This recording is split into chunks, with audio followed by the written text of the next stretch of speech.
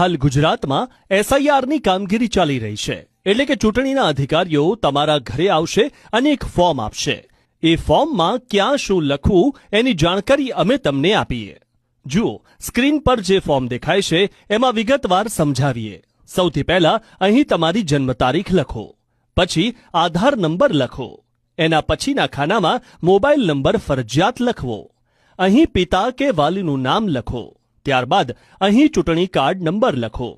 અહીં માતાનું નામ ફરજિયાત લખવું. એ ઉપરાંત માતાના ચૂંટણી કાર્ડનો નંબર પણ લખો. પછી વિવાહિત હો તો પતિ કે પત્નીનું નામ લખો. ત્યાર પછી પતિ કે પત્નીનો ચૂંટણી કાર્ડ નંબર લખો. હવે ડાબી બાજુ જુઓ, એમાં મહત્વની વિગતો ભરવાની રહેશે.